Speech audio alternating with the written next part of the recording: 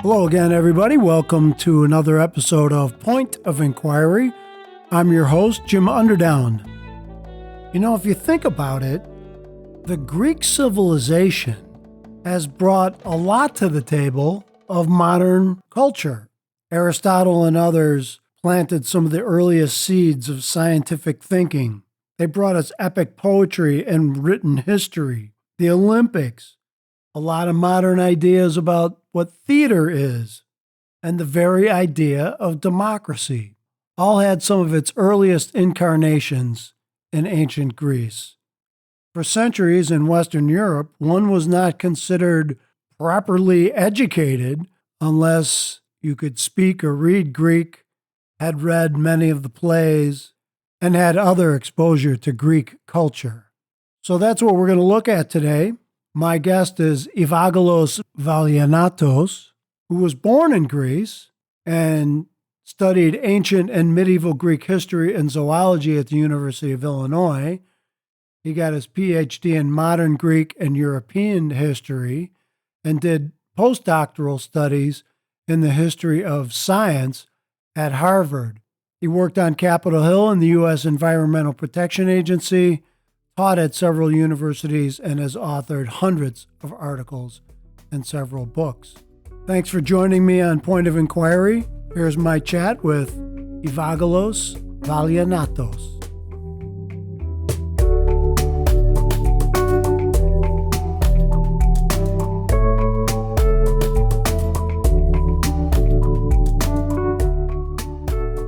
Evaggelos, welcome to Point of Inquiry. Thanks for coming on. My pleasure, my pleasure. So we're going to cover 5,000 years of Greek history in about 40 minutes here. So we might skip around a little bit. But your basic thesis is, and I think this would be well supported in, most of Western academia, and that is that the Greek culture, classic Greek culture, is the foundation of Western society in a lot of aspects of it. You're absolutely correct. We take about Jefferson. He was very much into Greek, and so were other founding fathers of the Republic in this country. And not only that, but in France and in England and in Germany, you had Philhellenists who studied the texts, especially all they started in the Renaissance, when unfortunately the Turks took over the whole of the country. So the scholars from Constantinople ran away to the Italian city-states of Padua, Florence, Venice, and Rome, and they came loaded with all the manuscripts that have survived from ancient Greece. That is, manuscripts usually dealing with philosophy, the philosophy of Aristotle, the philosophy of Plato, of Heraclitus, and so on, and the science of Archimedes, of other great people of astronomy and physics. And with that knowledge, the Europeans began to go a step beyond the Greeks, and they developed the world that we know today. This is the foundation stone of Western civilization. And besides that, the Greeks had also invented democracy, a new form of government that was extremely difficult. The Athenians tried it for 150 years. It worked for the most part, but then at the same time, the Greeks began to fight with each other, and they had the Peloponnesian War, and the decline set in. Unfortunately for the Romans, once the Romans got in, they never left. Yeah, right. Well, they were around for a long time. Yeah, a classic education in most of, at least in Europe, people learned about Greek history and they learned the Greek language. And Greek, of course, is a big part of English today. There are lots of Greek-based words. So, well, let's do a little historical foundation. That area of the world has been inhabited by human beings for quite some time, 50,000 or more years. That's correct. Yeah. Usually historians and archaeologists, they begin with the so-called Bronze Age, 3,100 years before Common Era. And they come down to 1,000 and they say that's over. And then you have another age and so on. But during the Bronze Age, the Greeks developed the foundations of their own culture. That is, you have the beginnings of beautiful architecture. You have the beginnings of health in the sense of having running water and having narrow but very beautiful streets and two-story houses, as we have discovered them in the island of Thera, which today is known primarily as Santorini. And I have been there, and you have these beautiful mosaics that show beautiful women dressed up in gorgeous clothes, and especially the hair. I mean, I look at those pictures and I say, my God, where are the model agencies of this country to actually do that sort of thing? At any rate, they developed these foundations. And then in that period, also, you have the emergence of Homer. Even before Homer, you have the Argonautica, that is the adventures of 50 Argonauts that went from Iolkos in Thessaly all the way to the state of Georgia of today in order to bring back, theoretically, the Golden Fleece. And by that, they also extracted and brought with them some advanced knowledge in metallurgy, because the Caucasus region was famous for that technology. And they also took a very careful look at the Black Sea, the region around the Black Sea. And then a lot of Greeks moved into that area and they began to colonize all the periphery of the Black Sea. So the Greeks, first of all, they never formed one state. They have hundreds of polis, meaning city-states, all over the Mediterranean. All of Italy, from Naples down to Sicily, was Greek for hundreds of years. And the Romans themselves call it Magna Graecia. And you had Greek colonies in southern France, in southern Spain, in North Africa. So the Greek world was a complex, huge real estate, so to speak.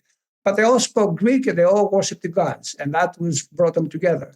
So at the height of this period, what year are we talking about? After the Bronze Age, we come slowly to the beginnings of the first millennium BCE. But really, with historical facts, we start with about the 6th century, when the problems in Athens emerged with democracy, from tyranny to democracy.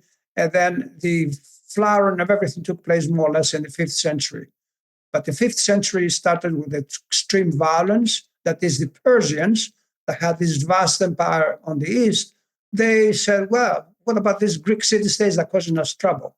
So they decided to invade Greece, and they did invade Greece twice, in 490 BCE and 480 BCE. And by almost some kind of a miracle, the Greeks managed to win, to defeat the Persians. And in that battle, in Battle of Marathon and the Battle of Salamis, they actually saved their own country, their own civilization, plus the Western civilization. Because if they had lost any of those battles, there would be no Greeks speaking Greek today, nothing.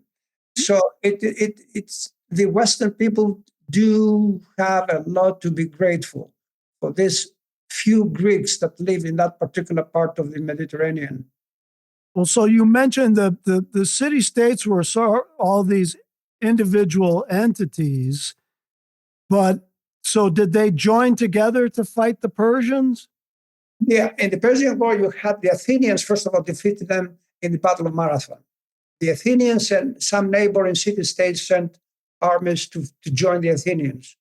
But the major unification of the Greeks, more or less, took place in 480, when the Persians got to the Greece for the second time, and they fought the Battle of Salamis.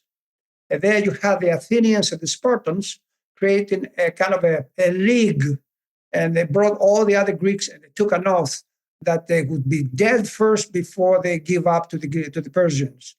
And Aeschylus, the 5th century tragic poet who wrote a play, by the way, called Persians, 10 years after the Battle of Salamis, he told the Greeks, he said, we survived, and I advise all of you to better stand up on your feet and die if that's necessary, rather than make a living by being on your knees, that is to be enslaved or to be taken over by somebody else. And that idea of eleftheria ή θάνατος, meaning freedom or death, you can see it going throughout Greek history, from the very ancient times down to almost modern times. And that's Yeah, this. we even see that. I don't know if is it New Hampshire? Their state motto is "Live free or die." Right. That's a 4,000-year-old idea or 3,000-year-old idea. Exactly. I mean, the idea of freedom is so important that I'm arguing in my book that it's like the oxygen for the Greeks. Freedom made everything possible, not just to be independent, but also to create the mathematics, to create the science, the technology, the literature, the tragic poem, the Olympics, the theater. Without that idea of freedom, you would never even think of doing something like that. And, right. I guess we should say that not everybody in that society was free. No. Yeah, you do have in Athens, for instance, in the 5th century, you had the citizens of Athens, and you had other Greeks who went to Athens and they were called metiki. They had all the rights except the right to vote. And the wives, the women in general, they did not have the rights of men. But the women had a tremendously important role. The upbringing of the children, it was didactic and motherly. They brought up sons and daughters. In Sparta, on the other hand, you had creation of a military society from very early on. So you had the boys living after 7 years. They lived in a kind of a military organization, and they taught them to be fantastic fighters. And Sparta became the super military power of Greece. They were invincible if they were together. And that's one of the characteristics of Sparta.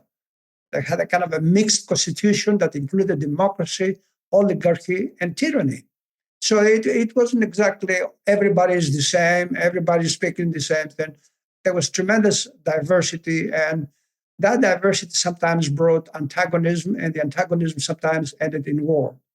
And unfortunately, that possibility of fighting each other in order to resolve something, it ended up becoming the undoing, because the Peloponnesian War, fundamentally, for 27 years, you had the Spartans and the Athenians, and each of them had divided the country. Many Greeks were with the Athenians, as many were with Spartans. So they were wrecking each other's land, cutting down trees. They used biological warfare against each other. They were very, very severe. I mean, if a city lost in a war, all men were executed, and children and women were sold into slavery.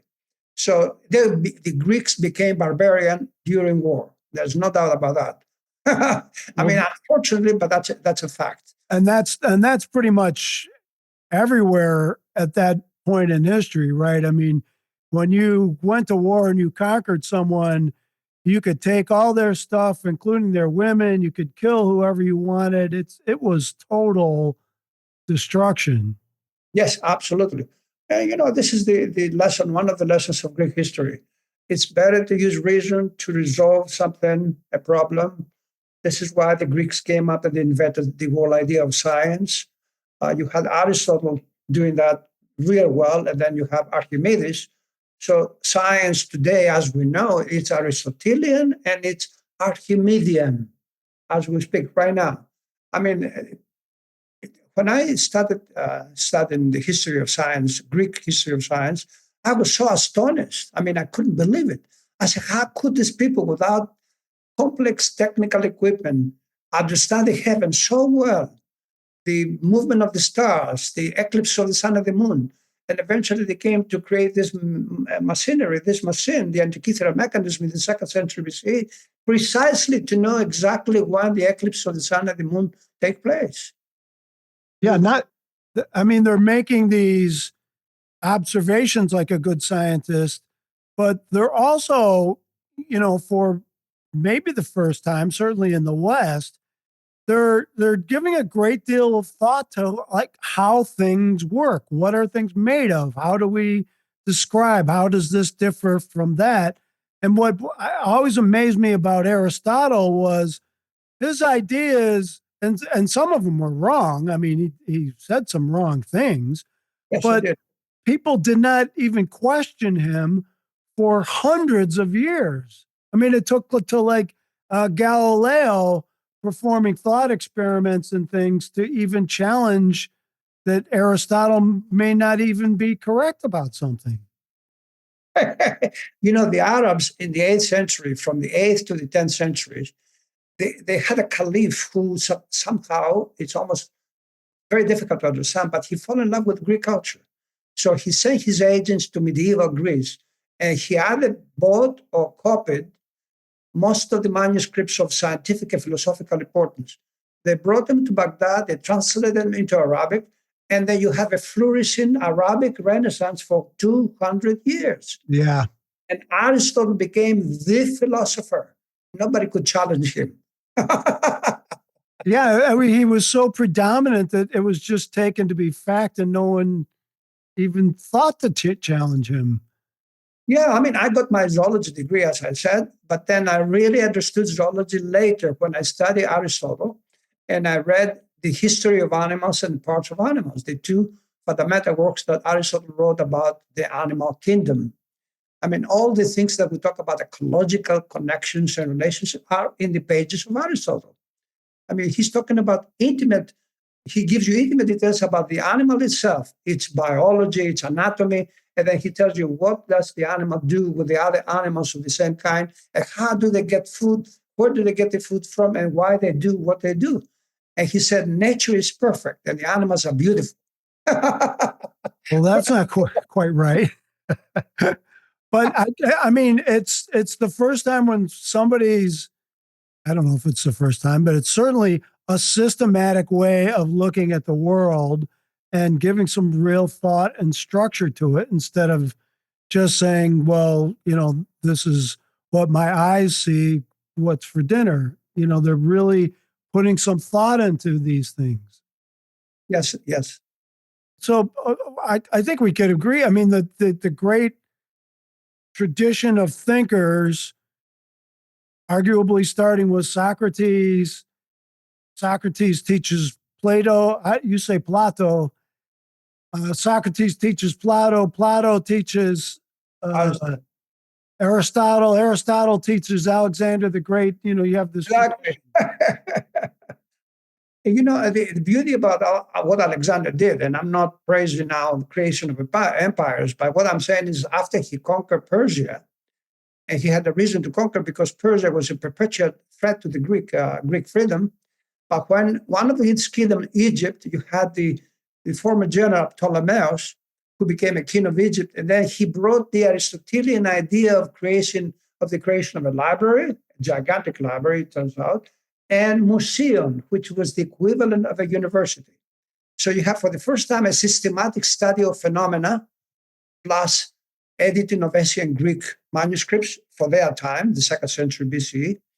And it's from that environment of Alexandria that the dominant spirit was that of scientific inquiry and observation and respect for the old traditions, that we have a golden age of science technology that spread all over the planet, more or less, because of the Alexandrian Empire. And then the Romans, of course, were completely taken by all that, and they kept what they loved and they discarded the rest. And then, unfortunately, the Romans eventually brought Christianity into the picture. And once the Christians got into Greece, forget it. They smashed everything. I mean, I go to Greece, and there are no more than 3 temples standing, 3 temples that are more or less standing. And in Athens alone, there were hundreds of temples in the 5th, 4th, 3rd century BCE. So it was massive destruction. But fortunately, we have 3 to 4% maybe of whatever the ancient Greeks had, and we have them today. And that is enough evidence of their ingenuity in science and philosophy and astronomy and mathematics and the athletics and so on, that makes us so much enabled, and we try to imitate them and we try to improve ourselves. And of course, the most important contribution they did to us was giving us a form of government that more or less treats individuals as equal and gives us an opportunity to flourish. Yeah, I actually wanted to mention a little bit. There's a rich tradition in good recording of history as well. I mean, you have Homer writing these epic poems. Obviously, some of the stuff is made up and sort of fantasy, but a lot of it is based in real historical events, right? Wars Yeah, and yeah, exactly. And not only that, but Homer it has become today a very controversial figure. Several classicists attack Homer, and they say Homer didn't exist, number one. And then the epics, they say it did nothing just but children's stories. Of course, I disagree with that, and so did Aristotle.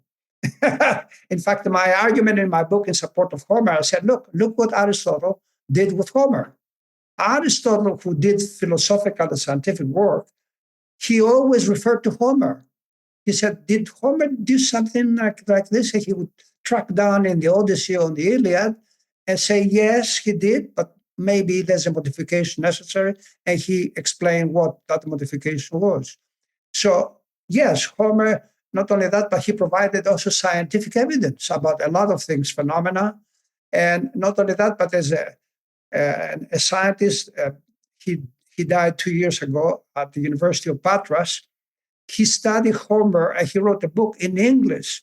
He called it Science and Technology in Homer. And he looked, for instance, the weapon of Achilles, the shield of Achilles. And he examined the metals that this was made of, which are described by Homer. And he said, only a person with advanced knowledge in metallurgy would do something like this. The metals were separate, they were put in its place in a different way so that nothing that would strike that shield would go through it. And he advanced the idea that perhaps there was even artificial intelligence in the Homeric era, because he describes the travel of Odysseus from Phaeacia, which is today's Kerkyra, and to go to Ithaca. So he said they got into the boat, and the boat was without a captain. In other words, the boat would read your mind where you wanted to go and would take you. Okay, we might have a problem with that. Yeah, me too. That's right. But this guy, he did a very serious study. It was published by a German publishing company. The name is Pipetis, Stephanos Pipetis, and it's Technology in Homer. I mean, it's a very serious book. But at any rate, it's very, very difficult to comprehend that sort of idea. Have you given any thought, because all the stories of the Greek gods are very prominent in that culture for a long time. Does this all get started because people are looking up at the sky and their imaginations are running wild, or how does this get started? And do you think the average person walking around Athens actually thought that Zeus was a living being that lived in the Acropolis or wherever he lived? Of course, it's very difficult to answer a question like this, but from reading the text and reflecting on what I know and what the Greeks themselves have written about that, there is an idea that the Greeks called ephsevia, which translated means piety. So they had a piety for the gods. In other words, you don't use the verb believe. I believe in Zeus. You said, I have a piety for Zeus. And the evidence that the Zeus might have been more than just an imaginary fiction is the temples that the Greeks built dedicated to this deity named Zeus. They dedicated also the Olympics to Zeus, to honor Zeus. And in Olympia, they had a big temple in which a great artist, he created a statue of Zeus that was just absolutely gorgeous, made out of gold and from the elephant, the Ivory. Ivory, exactly. Yeah, I'm sorry. Ivory and gold. And the same thing in Athena, in the Parthenon of Athens. The Athenians that were very smart people, they were not dummies. They dedicated this beautiful temple to Athena, which was the daughter of Zeus. And not only that, but she jumped off his head, fully armed. And you have poem after poet describing and praising these gods and dedicating enormous amount of time and effort to honor the gods. And you have Plato talking about looking at children watching their parents kneeling on the ground in the evening, giving a prayer to whatever god that they actually had. So the idea of ephesevia or piety was very powerful. And I argue in this book that you cannot comprehend the ancient Greeks if you dismiss their gods, because everything that they did was to honor those divinities. And among those gods, by the way, you have a god like Hephaestus, who specialized in metallurgy. Yeah. And you have Athena, who was a goddess of intelligence, because she was the daughter of Metis, who was the god of intelligence. And then these two divinities, that is Hephaestus and Athena, promoted technical experiments, technical knowledge, the education of women in weaving, in using their hands to construct things. And the metallurgy that we see, for instance, in the Antikythera mechanism is so fantastic. So how did they do this sort of thing that the inscriptions on both sides of the mechanism so tiny that you almost need a magnifying glass to actually receive them? So how did they do this sort of thing? And then if I go back, if you allow me to go back to the Bronze Age, a couple of archaeologists from the University of Cincinnati, they spend their whole life studying archaeology in Pylos, which is the southern part of Peloponnesus. And here you have the palace of Nestor, one of the heroes of the Trojan War. So after almost 30 years of work, they discover a grave that was full of stuff, good stuff made out of silver, gold, and so on. And among those things, they found a stone that was a polystone on which someone had drew a beautiful artistic sketch of a fighter killing two other fighters. The moment I saw the picture, I said, my God, this must come from the pages of the Iliad. But no, it had been done 300 years before the Trojan War. Oh. How could those guys do this sort of beautiful art in 1450 BCE in Pylos and Peloponnesus during the Mycenaean period of Greek history? So the gods were fundamental because they inspired the gods. As I said, you had Hephaestus and Athena triggering all this exercise of the mind towards technical things and understanding the cosmos. You have great scientists like Aristotle, and philosopher, of course, he was a philosopher too, also praising the gods. You have Archimedes doing the same thing. You have most of the Greek philosophers. And then, of course, you have Homer himself, who fills the both epics with gods. And then you have the other tremendously important epic writer, Hesiod, who wrote all these books, including a book, How Did the Universe Came into Being? How did the gods came into being? And so on. So he gives all sorts of stories, of course, mythological stories, but the stories themselves explain the emergence of the cosmos, of the universe. So he's giving an idea, for instance, of the idea of Eros. We think that Eros was the son of Aphrodite, but that's not true because Eros was much older than Aphrodite. Anyway, Eros was nothing else but the force that keeps the universe together. So there was a tremendous passion or love or affection or attraction of the cosmos to be what it is.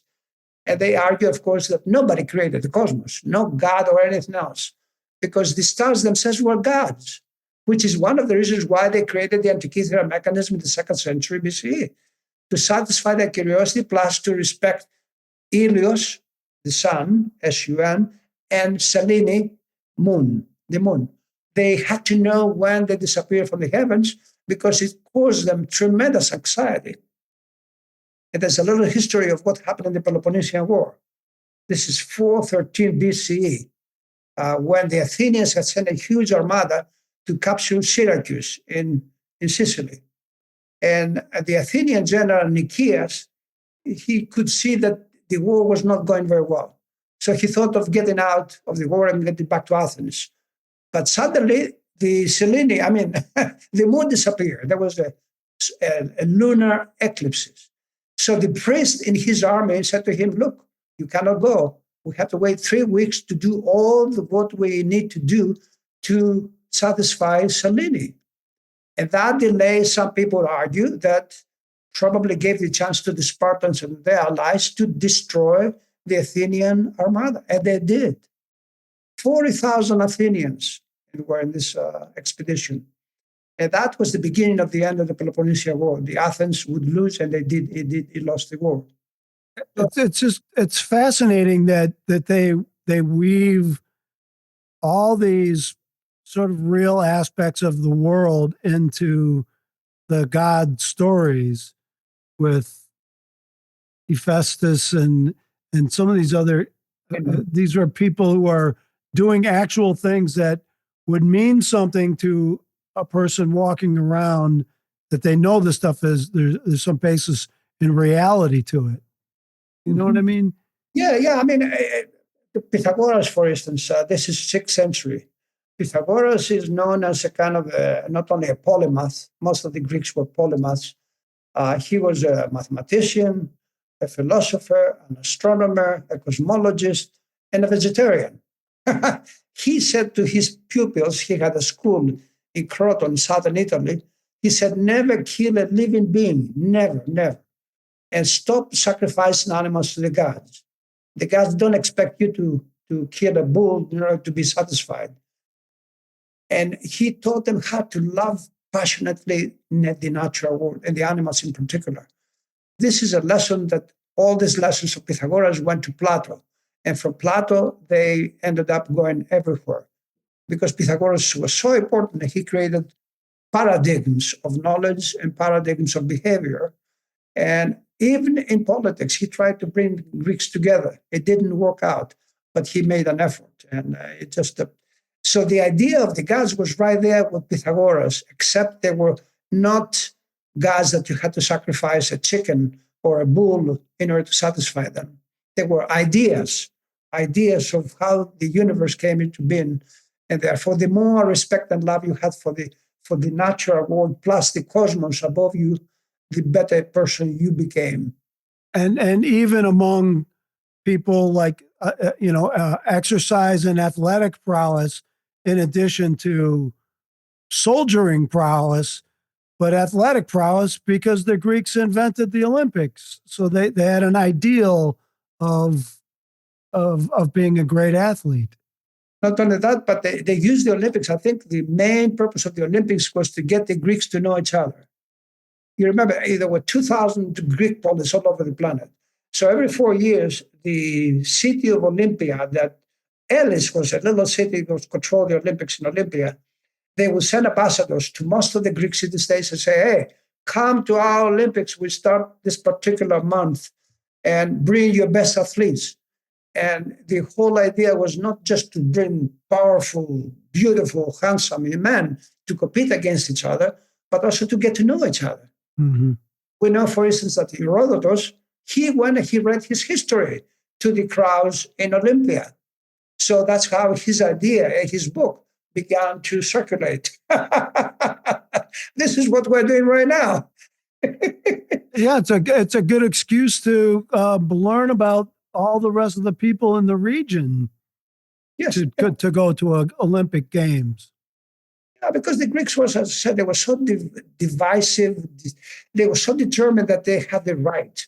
And if you have 5, 6 people say, I'm right and I'm the only one who knows the truth, you're going to have a clash, or antagonism can spark up and create a fire. And therefore, they use the Olympics. They use the Oracle of Delphi, for instance, to calm things down. So before they started, for instance, an expedition or to create a polis in Italy, they would send their ambassadors to Delphi, and they would talk to the woman priestess of Apollo and say, here is our plan. What do you think should we do? And Pythia had a lot of advisors. They knew they were excellent in domestic and international affairs. So that she would take her time and write something in kind of a not straightforward Greek, but Greek that could be interpreted as this, it could be interpreted as that. But nevertheless, she gave some kind of an answer. And that respect for Apollo and the advice they got from Pythia guided them to do the expanding they did with creating polis all over the Mediterranean region. And that was another force that kept them together, because Apollo was supposed to be the god of light, of music, and of course the same thing with Pythagoras. Pythagoras loved the music, and he said, the planets create a kind of a music that I hear it.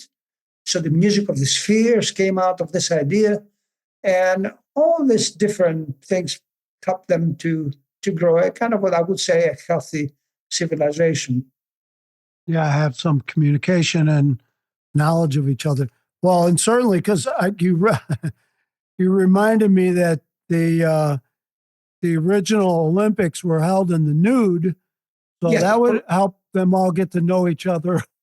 But, the athletes were doing their running, their sprint, and all this, and then they would put their clothes on. Yeah. But and the story is that this happened accidentally. There were a series of men ready to run 100 meters. And in the process, they had something they call a perizoma around their waist, and that dropped down to the ground. And he didn't stop to pick it up. He just kept running. Mm-hmm. And when the other people, the audience, saw this naked guy going back and forth, he won the game, say, hey, this is it. We're going to do it, because without clothes meant that you had a perfect equality with the other person. It did not matter whether you were wealthy or whether you were poor or whether you came from Northern Africa or the Black Sea, as long as you were Greek. Yeah. Yeah, you all have equal status on the playing field. That's the ideal of sports. Now, I don't know if I would want to be in the wrestling with no clothes on, but I guess you could do it in some of the events. The other thing about being naked, look at the statues that we have inherited from them. The naked body was something that they admire and they loved. I mean, there was no embarrassing business about me being naked or you be naked and so on. It's just, you see the iconography and you see the statues and the sculpture and they talk among themselves, that you figure out these people are not. They actually love the human body. They did not feel anything embarrassing about it. Nothing. And didn't the spread of Christianity throw a little frost over all that? Because the Christians were very inhibited about the body, and they were covering up the statues or destroying the statues. You're absolutely correct. I mean, this process continues to this very day, more or less. I remember being in Athens in a museum, in the National Museum, and suddenly I saw a statue of Aphrodite, the head, with no nose and a serious blow here at her breast. So I found a guard, and no man, and I said, can you please explain to me? Oh, he said, my young friend, you better talk to the director of the museum. Why? Because he knew the Christians had done this stuff. And not only that, but in the museum, including the British Museum, they have thousands upon thousands of items, or I don't know how do you describe the stuff that survived from antiquity, hidden. And this happened particularly in the 18th and 19th century. They didn't want the Christians who went to the Louvre to see a naked Aphrodite. Oh my God, naked Aphrodite. So and there's another class of statue you have. I forgot the name of it, but I remember when I was in the Plaka. It's near the Acropolis, right? The Plaka. Yeah. Of course, yes. And they had all these little statues of little men with giant erect penises. That's right. Yeah. These were the followers of Dionysus. Dionysus was the son of Zeus. And of course, Zeus made love to a woman, not a goddess, a woman. So the kid was born out of a woman, but nevertheless, because of his father, he he was a god. And Dionysus became the divinity that's supposed to have introduced the grape, therefore the wine, into Greek culture and rural life. And at the same time, for reasons that are not entirely clear, he became the god of theater. Theater, it comes from the word to see. So the Greek theater, you notice the ones that survive in Greece, they're out in the open, in the sun. In other words, you don't go to a building to see a performance. You have it outside in the open so that you can see and be seen. And in the theater, you're supposed to expose the truth, talk about the truth. And you have all these tremendously critical plays that the tragic poets wrote during the Peloponnesian War. And they performed their plays in that theater of Dionysus. And the people who made policy were right in the theater as well. Not only that, but the Athenians believed the theater was so important that they pay you to go to the theater. They had a fund, they called it the something theoric fund, and they gave money to poor people, especially to go to the theater. So the theater had a kind of a purpose, one, a cathartic purpose, that is to if you see the tragedy exploded, taking place in front of you, you feel so much part of that you feel better, in a sense, in the long term. And at the same time, it was a political theater. And I mean, it brought the political problems of fighting Greeks fighting Greeks. Now, why should that happen? And there was these philosophical questions that people took it from the theater to the Academy of Plato to keep the discussion going. So Dionysus became that divine being. But Dionysus also was not a god, but somebody who promoted the orgies, not in the sense of what we understand by orgies, but orgy, I mean something that people were beyond their minds, something intense passion, so to speak. So women were called maenads, and they followed Dionysus. So you can see them in pictures dancing right and left, and obviously love affairs must have taken place, no doubt about that. And Dionysus had also these people that had a tail, satyrs, and they had gigantic penises, and they were all up. And the Greeks didn't feel any problem about that. In fact, when they had the theater, they had 3 normal tragedies and a satiric play at the end, so that the people who spent several hours listening and watching tragedies, they would have something real funny and interesting at the very end. The satyrs, satiric play. But all of them, most of the satirical plays have been erased by the Christians, and we only have a few left. Yeah. Yeah. That's another thing. They brought theater. Okay. So if we had to sort of try to wrap this all up and tie it together, there are lots of lessons to learn from the Greeks. And can you connect the dots between sort of the best of Greek culture and what the Greeks brought to Western society? What should we, going deeper into the 21st century, what should we be incorporating from those lessons? Yeah, it seems to me the Renaissance started this exact exercise. I mean, what can we learn from the Greeks? So they studied the philosophers, they studied the scientists. The scientists took another step, and they brought into modern scientific developments. They understood the heavens better, the earth better. You had specializing in physics, in biology, in history, and so on.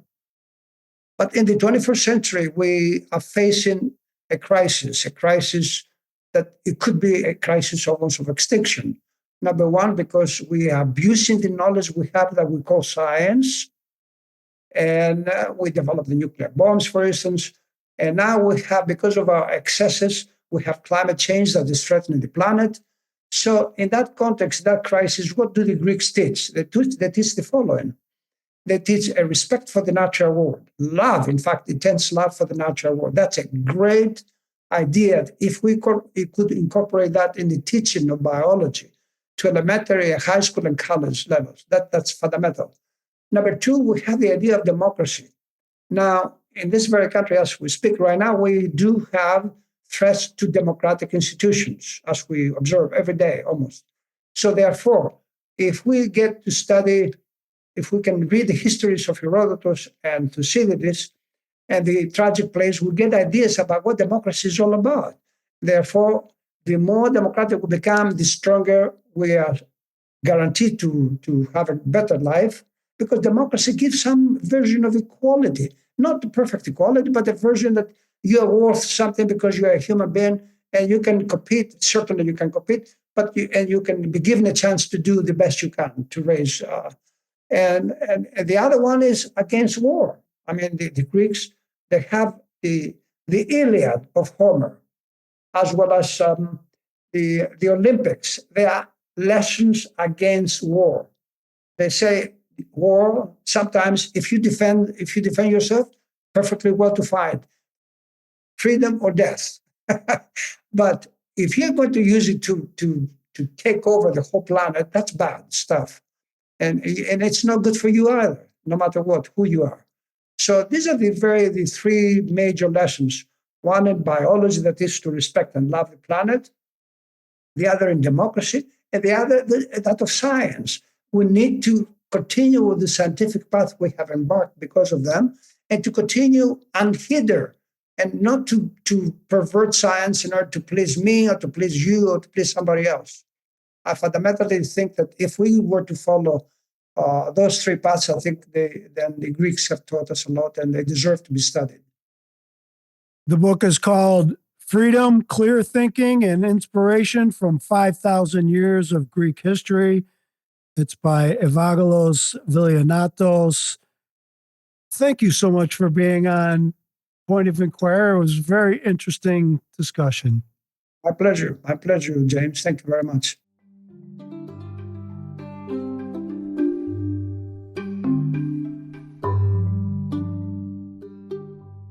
Point of Inquiry is a production of the Center for Inquiry. The Center for Inquiry confronts the misinformation, conspiracy theories, and magical thinking that are at the heart of many of the challenges facing us all today. These challenges are not getting any easier as people continue to believe in things that simply aren't true and never have been. Climate change is not being confronted because people are told it's a hoax.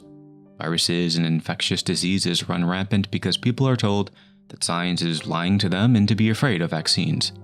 Everyone is not given equal treatment under the law because so many people believe that their holy book forbids it.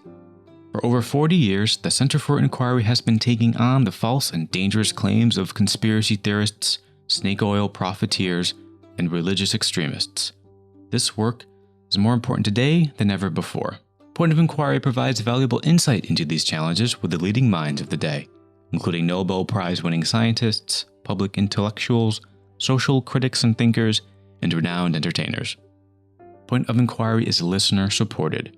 This means that confronting these challenges is made possible only because of your financial support. Show your commitment to science and rational thinking by visiting centerforinquiry.org/POI and make a donation today so that we can continue this fight.